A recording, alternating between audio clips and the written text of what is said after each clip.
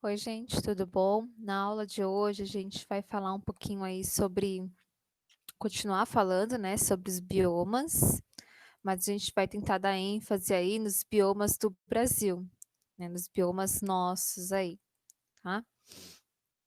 A gente viu na aula passada os biomas mundiais, né, os tipos de biomas que estão espalhados ao redor do mundo, e agora biomas do Brasil.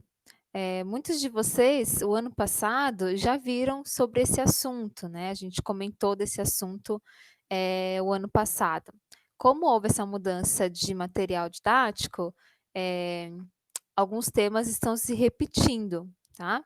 Mas não tem problema, é bom que a gente revê, né? E dá para falar mais coisas. Então, só relembrando aí, os biomas, né, eles são conjuntos de ecossistemas que possuem uma diversidade tanto animal quanto de plantas, que são característicos aí de um tipo de clima predominante, tá, em algum lugar, né. No Brasil, segundo o Instituto Brasileiro de Geografia e Estatísticas, que é o IBGE, são catalogados aí 6 grandes biomas principais, tá? Que são a Amazônia, o Cerrado, a Caatinga, a Mata Atlântica, o Pantanal e os Pampas. A gente vai comentar de cada um deles, as características de cada um deles aqui nessa videoaula. Antes da gente começar as caracterizações, é bom a gente sempre ter noção de onde está localizado esses biomas, né. Então quando eu falo de você: "Ah, a Amazônia", já tem que vir na cabecinha aí, né, a Amazônia fica mais na região norte do Brasil, tudo bem? Então a gente tem que ter eh, esse esse botãozinho ligado aí no cérebro, digamos assim, né, assim como foi com os biomas mundiais. Quando eu falo de savana, eu tenho que pensar que as savanas estão predominantes lá na África, tem um pouco aqui na América do Sul e assim por diante, tá. Isso vocês vão pegando fazendo exercícios, treinando, tá. Então a Amazônia está predominante mais na região norte, aí eu tenho o Cerrado, né, que está aqui bem espalhada na região central mais, a Mata Atlântica que está aqui na zona costeira, a Caatinga, né, predominante aqui na região nordeste, os Pampas, né, que pega metade aqui do Rio Grande do Sul, e o Pantanal aqui bem nesse cantinho aqui, pegando 2 estados, o Mato Grosso e o Mato Grosso do Sul. Então eu tenho que ter essa localização dos biomas aí para eu saber da onde que eu estou falando, tá bom? Começando aí pelo bioma da Amazônia, né, que é um bioma aí predominante da região norte, mas se vocês verem aqui, ela pega um pouquinho do estado do Mato Grosso, tá vendo? Né, e alguns estados da região nordeste também, mas é bem predominante da região norte do país. O bioma Amazônia ocupa praticamente metade do território brasileiro, né, e é o bioma onde está situada a floresta amazônica, tá? Lembrando que essa floresta amazônica, ela pega 9 países, incluindo o Brasil, só que no Brasil ela tem a sua maior extensão em território, tá bom?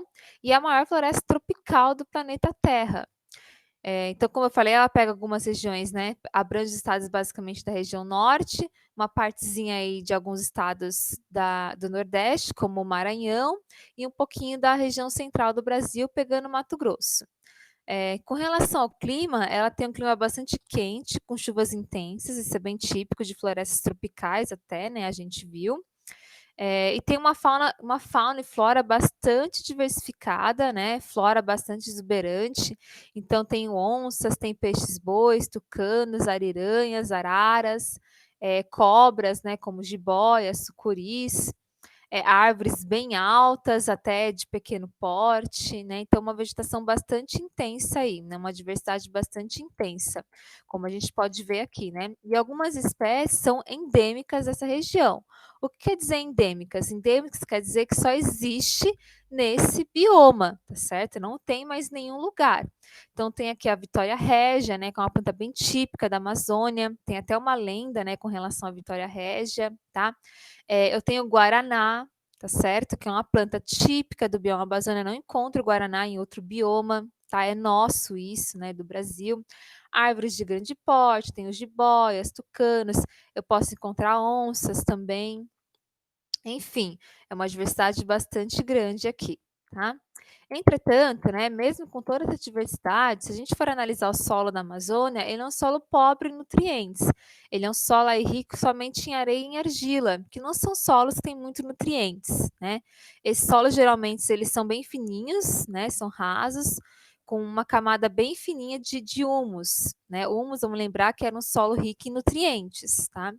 Então, essa parte de nutrientes do solo da Amazônia é uma camada bem fininha que é formada aí pela decomposição dos restos de plantas e animais, né? Só que lá na Amazônia o clima é quente e úmido e o solo ele vai ser quente e úmido também. Com isso, a decomposição ela vai acontecer de forma rápida. Esses fatores de ser quente e úmido geram uma decomposição mais rápida das coisas. E aí a folha, os restos dos animais, eles vão ser transformados rapidamente em minerais.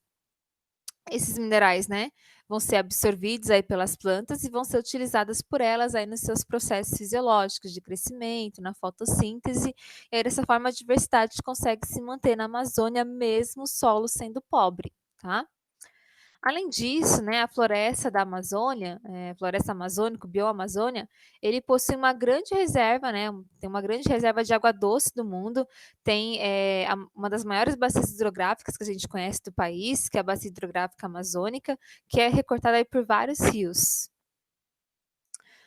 Só que, né, infelizmente a nossa floresta ela está em risco de devastação, então a gente tem dados de que aproximadamente 15% da floresta amazônica já foi destruída, né, pela atividade de extração de madeira, agropecuária, mineração e dentre outras atividades, né. O desmatamento, como a gente sabe, né, provoca um desequilíbrio ambiental, então pode levar à extinção de várias espécies. Vamos lembrar, né, que nesse bioma existem espécies que são endêmicas, que só existem na floresta amazônica, e também contribui para o aquecimento global, né? Já vem um tempo que o nosso governo vem tentando intensificar a fiscalização e proteção desse bioma, mas atualmente houve um afrouxamento de diversas leis aí, né, de algumas medidas protetivas. Entre essas medidas está o enfraquecimento do próprio Ministério do Meio Ambiente, a extinção de reservas legais para, né, abrindo caminhos aí para a indústria madeireira, para a indústria de mineração.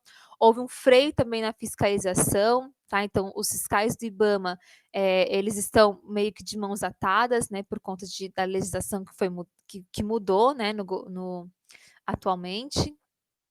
Então, são várias medidas que vão haver um afrouxamento dessas medidas protetivas e cada vez mais o bioma vai sendo devastado. Enfim, né?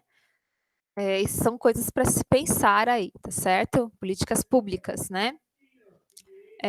Outro bioma que a gente conhece é o cerrado, tá?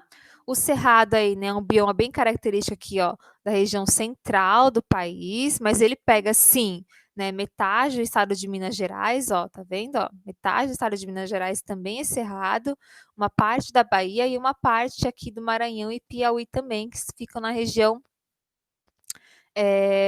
Nordeste, né? Além disso, ó, Tocantins, que faz parte da região Norte, né? Também é basicamente todo bioma lá do Tocantins basicamente é típico de cerrado, né? Uma parte só que é bioma Amazônia.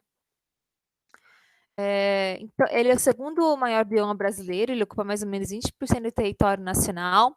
E o Cerrado é um exemplo de savana, né? Lembram da savana?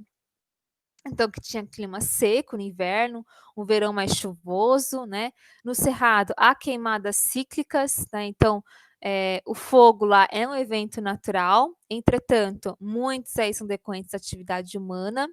E esse fogo que ocorre de maneira natural, quando ocorre de maneira natural, né, ele é importante porque ele influencia no ciclo de vida de várias espécies que vivem no cerrado.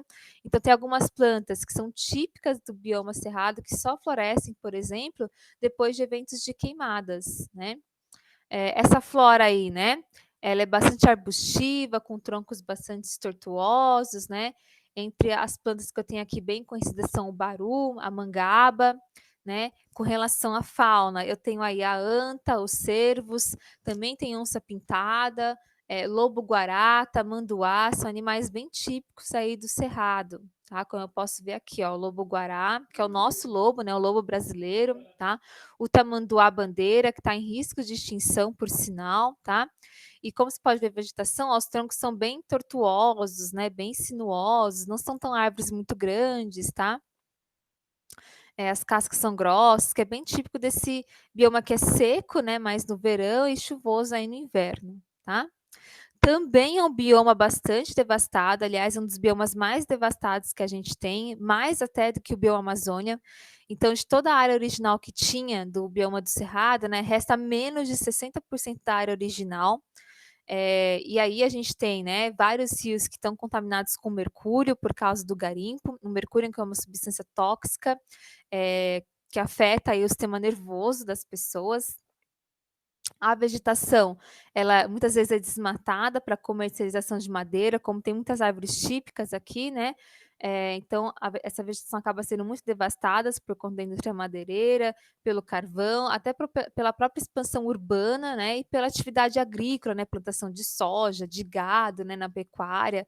Então, um dos biomas mais devastados que a gente tem aí é o cerrado. Bem, a caatinga, tá? A caatinga é um outro bioma bem típico aí da região Nordeste, principalmente região Nordeste. Vocês podem ver aqui, né? Região Nordeste, basicamente, predomina a caatinga, né? É predominante a caatinga, exceto pelas regiões litorâneas aqui da região Nordeste. O resto é basicamente caatinga. E está situada, né? Também tem parte de Minas Gerais também, tá? Desculpa falar. Então, parte de Minas Gerais, um pedacinho só, bem pequenininho de Minas Gerais, tem Caatinga, tá? E é um bioma que recobre aí cerca de 10% do território brasileiro e é, digamos, uma savana semiárida, né? E erroneamente, né, ele é visto como um bioma pobre, pobre em diversidade. Entretanto, a gente tem muitas espécies vegetais aqui, muitas espécies animais, né, que são obviamente adaptados ao clima semiárido, mas tem muita diversidade a caatinga, né, diferente do que muita gente pensa, tá. O clima, como eu falei, é semiárido, quente, seco, chove pouco, né, e por causa desse clima, os seres vivos, eles possuem algumas adaptações, então eu tenho plantas com cascas grossas, folhas transformadas em espinhos, né, por que espinhos? Para não perder a água pela transpiração. Alguns peixes que vivem na caatinga, eles adiam o seu nascimento esperando o tempo das chuvas. Os animais, a grande maioria deles são de vida noturna, justamente porque à noite, né, na teoria, é menos quente do que o dia, então são várias adaptações aí, mas a Caatinga é um bioma muito, muito rico aí em diversidade animal e vegetal, né. Então eu tenho tatu-bola, eu tenho jacaré do papo amarelo, tá, eu tenho plantas bem adaptadas aí ao bioma da Caatinga, tá. Então tem várias espécies aí de seres vivos na Caatinga, é um bioma muito rico. Entretanto, né, novamente, a Caatinga é um bioma também devastado, 45% da Caatinga já foi devastado, há um processo de desertificação, ou seja, a Caatinga está virando deserto por conta da substituição da sua vegetação natural, que é substituída aí por pastagens, né, por queimadas, enfim, né, devido à extração de madeira, à produção de lenha e carvão e várias outras atividades nessa região. Agora o bioma Mata Atlântica, que é um bioma aí bem típico, né, do litoral brasileiro, pegando basicamente boa parte de Santa Catarina, Paraná, alguns estados do sul. É o bioma predominante aqui da nossa região de São Paulo, tá, da grande São Paulo, enfim, tá. E é um outro exemplo de floresta tropical aí, e por ser uma floresta tropical, tem um clima quente e chuvoso, assim como acontece com o bioma Amazônia, tá. E também tem muita variedade de espécies, né, o Brasil, então, como a gente pode ver, é um país muito rico em diversidade de espécies, tanto animais quanto vegetais. Então, com relação ao grupo de espécies animais, eu tenho mico-leões, eu tenho muriquis, que é uma espécie de macaco, também tenho onças pintadas, preguiças, tenho muitos insetos aí que ajudam a fazer a polinização, tá, dos vegetais. O muriqui, que é esse macaco aqui que é bem típico da Mata Atlântica. O muriqui só existe na Mata Atlântica, pessoal, uma espécie endêmica nossa, né. Nenhum outro lugar eu encontro essa espécie aqui de macaco, tá. Entretanto, também é um bioma bem devastado, né. tá lá páreo a páreo com o Cerrado, é um dos biomas mais devastados que a gente tem. Então, de toda a Mata Atlântica que tinha, né, restam apenas 5% de Mata Atlântica. Isso corresponde somente a 1% de cobertura do território nacional. E isso é devido por conta, né, da atividade humana, sempre, né, devido ao crescimento desenfreado da população.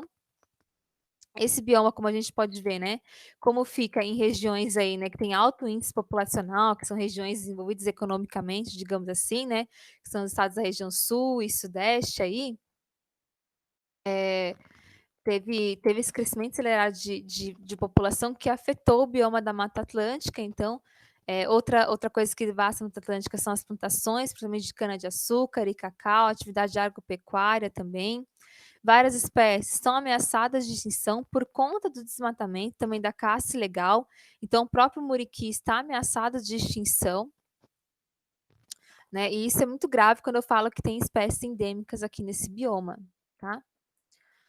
O Pantanal, né, é um bioma aí que pega basicamente 2 estados, né, falando do Brasil, né, o estado do Mato Grosso e Mato Grosso do Sul, tá? E ele, na verdade, é uma baita uma planície inundável, tá certo?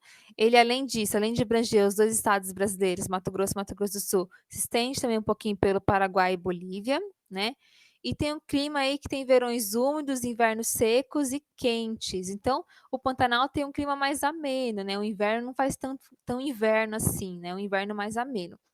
Né? É um bioma aí que é um bioma de transição entre outros biomas, e é por isso que ele tem grande variedade de espécies, né?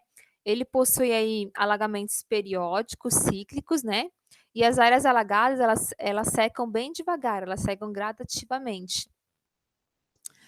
Eu tenho algumas atividades econômicas aqui, que tem a pecuária, a população vive de pesca, turismo, mineração e também de agricultura. Só que muitas dessas atividades elas são realizadas de forma ilegal, provocando também a degradação desse ambiente, infelizmente. Tá?